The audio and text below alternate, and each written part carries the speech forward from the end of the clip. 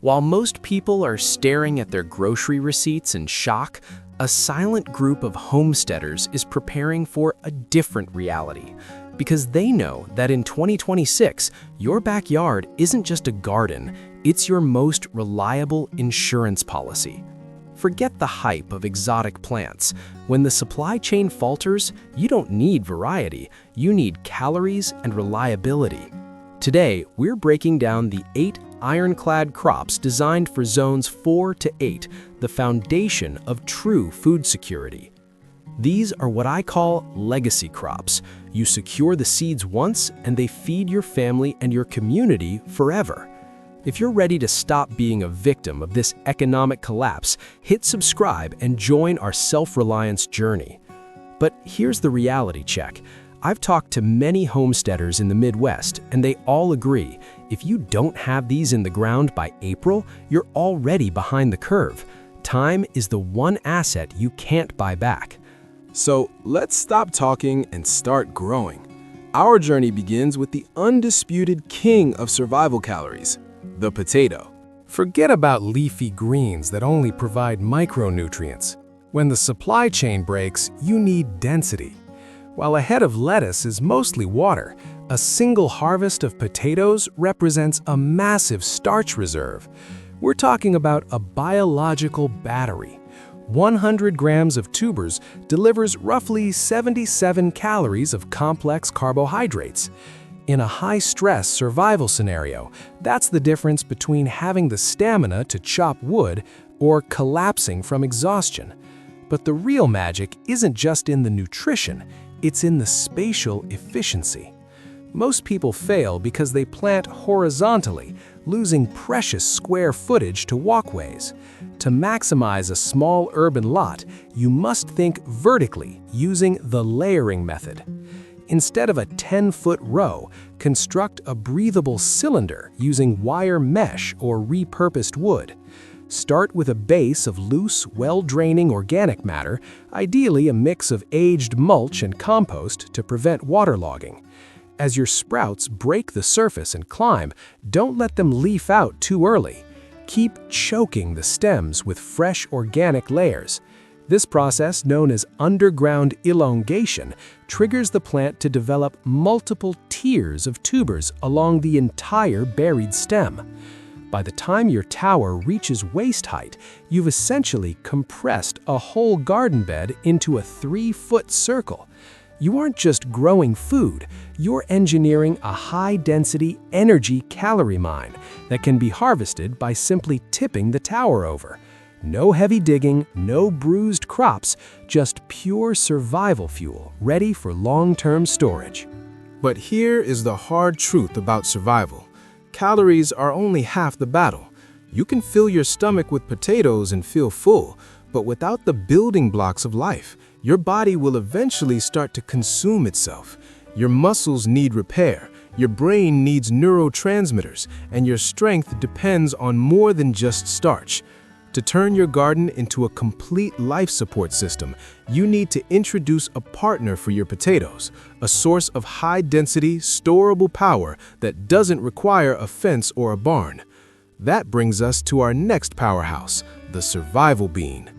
Think of beans as shelf-stable meat that grows on a vine. While fresh vegetables provide vitamins, dry beans are a dense source of plant-based protein, typically yielding about 21 grams of protein per 100 grams of dry weight. In a long-term grid-down scenario, this is your primary defense against muscle wasting without the high cost or noise of livestock. The strategic advantage here is vertical volume. To maximize your survival plot, ignore bush varieties which clutter the ground. You want indeterminate pole beans. These natural climbers use a spiral search mechanism to find any vertical support, be it a fence, a DIY trellis, or even the stalks of your corn. By guiding these vines upward, you are effectively farming the air. A simple 2-meter vertical structure can produce a massive harvest while occupying less than half a square meter of soil. The cultivation is hands-off. Wait for the final frost, tuck the seeds an inch deep, and let gravity-defying biology do the work. The critical step for long-term security is the dry-on-vine technique. Do not harvest when they look succulent. Wait until the pods turn brittle and parchment-like in the sun. This natural dehydration ensures the beans are dormant and rock-hard, allowing them to be stored in airtight containers for up to half a decade. Best of all, your food is your seed bank. By setting aside just 5% of your harvest, you've already secured next year's protein cycle without spending a dime. Yet there is a silent danger in survival gardening known as rabbit starvation. It's a state where you feel full from potatoes and beans, but your body begins to wither because it lacks lipids. To bridge this nutritional gap, you need a high-output source of fats that doesn't require pressing olives or raising livestock. That brings us to a crop often dismissed as mere decoration, but in a crisis, it becomes a literal lifesaver: the oilseed sunflower. We aren't talking about the tiny ornamental varieties in your front yard. We are talking about high-yield black oil sunflowers, the heavy lifters of the botanical world. While most vegetables are 90% water, a mature sunflower head is a concentrated vault of energy. Think of it as natural pemmican. 100 grams of these seeds packs nearly 580 calories, dominated by the essential fatty acids your nervous system craves. The strategic value of the sunflower is its solar harvesting capability. These plants are biological towers stretching 2 to 2.5 meters into the sky to capture sunlight that lower crops can't reach. In just 90 to 100 days, a single stalk can transform dirt and light into a seed head weighing nearly half a kilogram.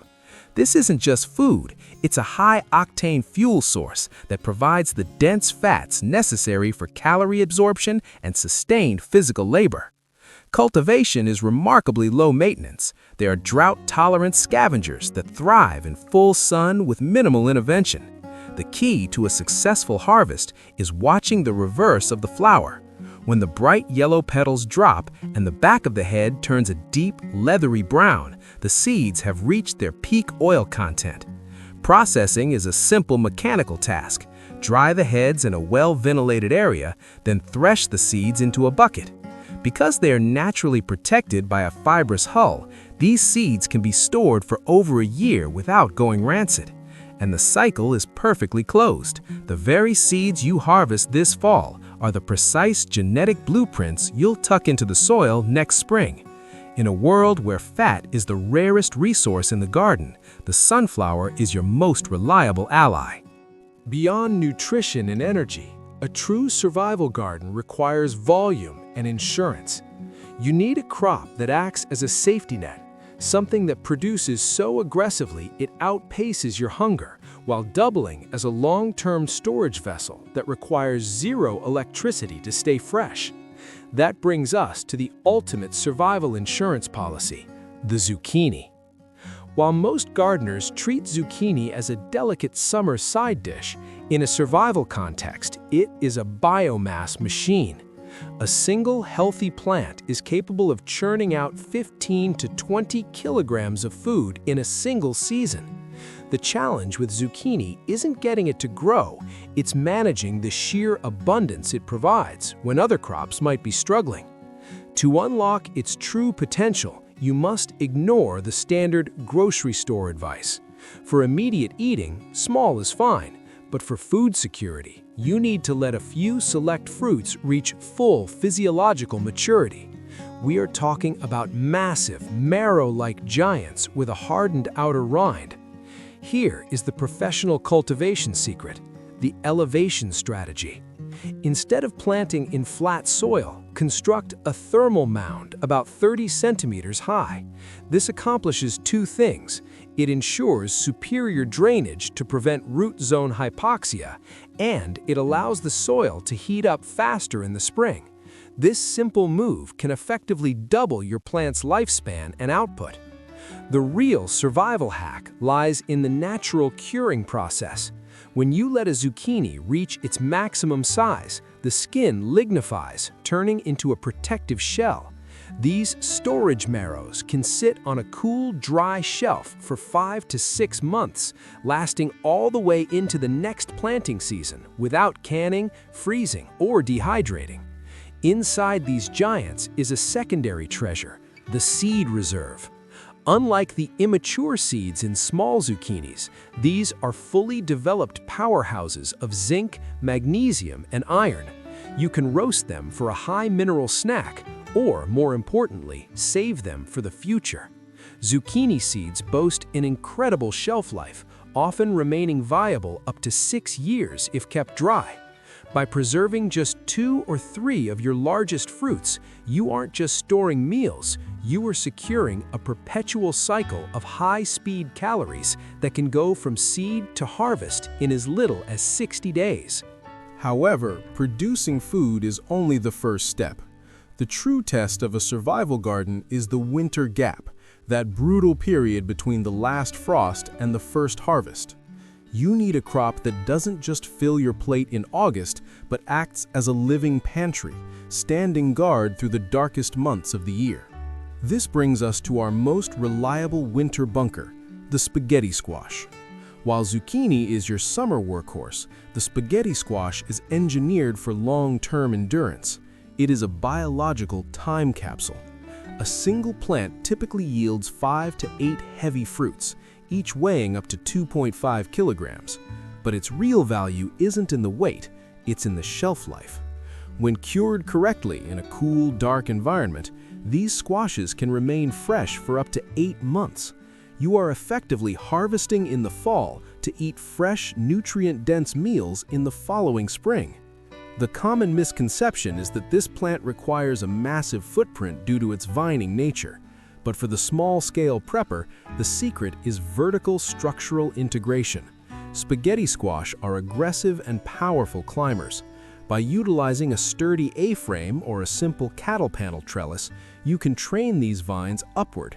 This allows you to produce nearly 20 kilograms of food in a footprint of less than 1 square meter. The vines are surprisingly resilient, capable of supporting the weight of the maturing fruit without additional netting. From a culinary standpoint, it is the ultimate base food. When roasted, the flesh separates into pasta-like strands that act as a neutral canvas for whatever else you have in your stockpile, whether it's the protein from your beans or the fats from your sunflower seeds. And don't ignore the internal pharmacy hidden inside. A single squash contains a massive reserve of seeds that are far more than just next year's crop. These seeds are concentrated sources of omega-3 fatty acids, zinc, and magnesium. By roasting the surplus seeds, you create a natural multivitamin that supports heart health and immune function when fresh supplements are unavailable. Saving them is effortless. A quick rinse and a week of air drying secures both your snacks for the winter and your genetic security for the next 5 years. But as the winter drags on, a new threat emerges: micronutrient depletion. Surviving isn't just about stopping hunger, it's about preventing the hidden deficiencies that weaken your vision and your immune system when fresh produce is nothing but a distant memory. To round out your survival diet, you need a crop that stores like a rock but carries the nutritional profile of a multivitamin. That brings us to the strategic powerhouse of the garden, the winter squash, specifically varieties like butternut or acorn. While others focus on pure bulk, the winter squash is your primary source of beta-carotene. In a long-term survival scenario, vitamin A deficiency is a silent killer, leading to night blindness and a collapsed immune response. This crop acts as your nutritional insurance, delivering a massive dose of vitamin A and potassium in every serving. We are looking at a density of roughly 450 calories per kilogram of golden, nutrient-rich flesh. The cultivation strategy remains consistent with our vertical philosophy: spatial integration. Do not let these plants crawl across your valuable ground space.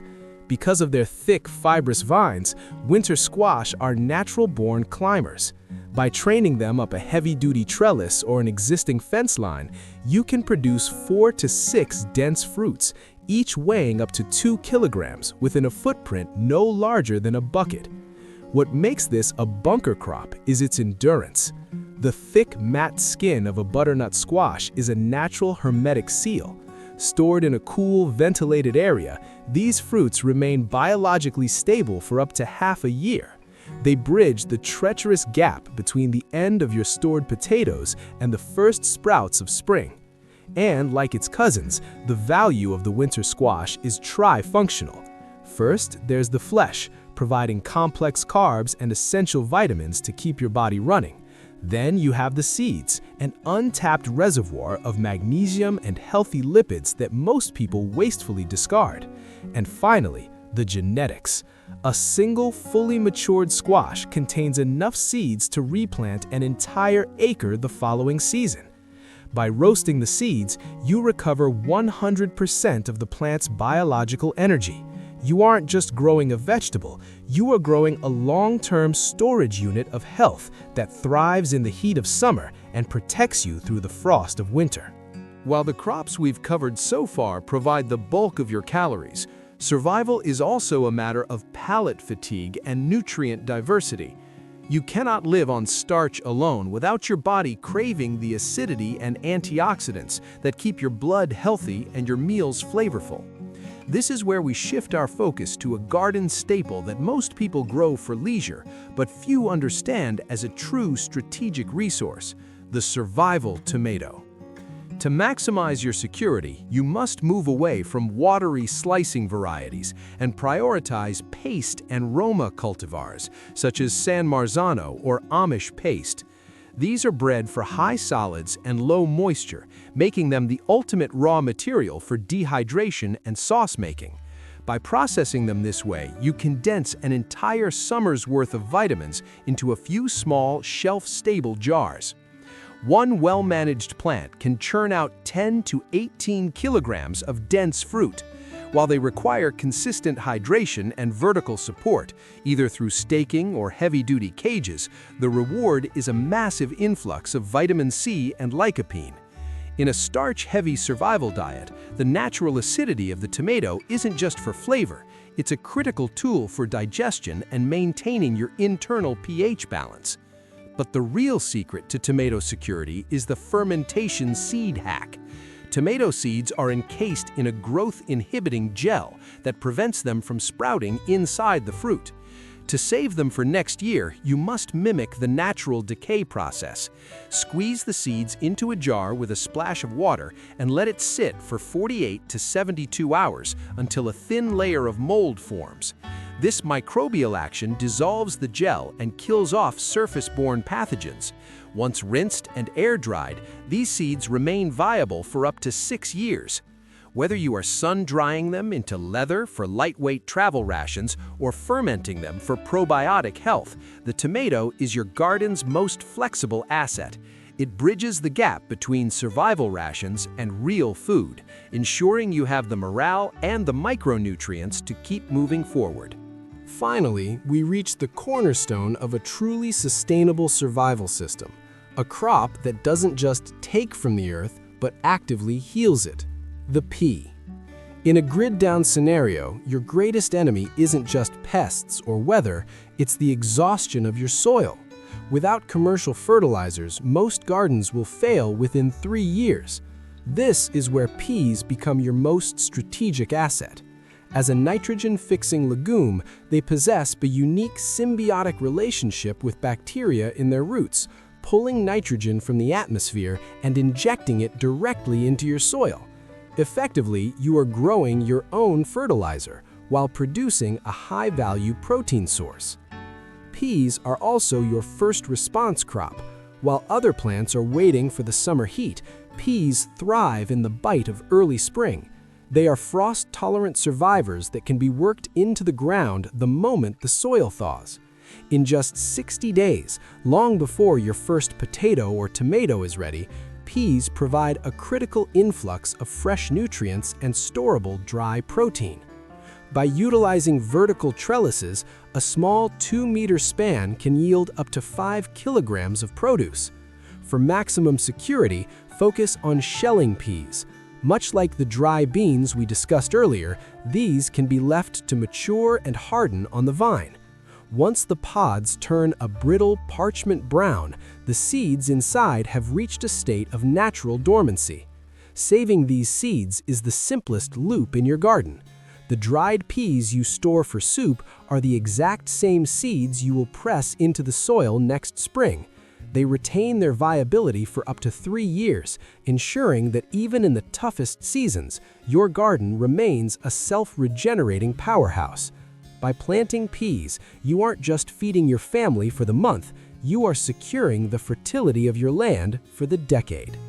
Building a survival garden isn't just about planting seeds, it's about building a fortress of self-reliance. From the energy-dense potatoes and muscle-building beans to the soil-regenerating peas, you now hold the blueprint for a system that feeds you, heals itself, and thrives even when the grid fails. Each of the 8 crops we've covered today is a critical pillar, designed to ensure you never have to rely on a broken supply chain again. The world is becoming increasingly unpredictable, but your food security doesn't have to be. If you're ready to stop being a mere consumer and start becoming a resilient producer, take that first step today. I'm Thomas Thinks, and my goal is to help you navigate these uncertain times with logic and practical skills. If this guide provided value to you, please support the channel by hitting the subscribe button and sharing this with someone who needs to hear it. Don't wait for the crisis to start your garden. Start your garden today so you can survive the crisis tomorrow. Thank you for watching, and I'll see you in the next field guide.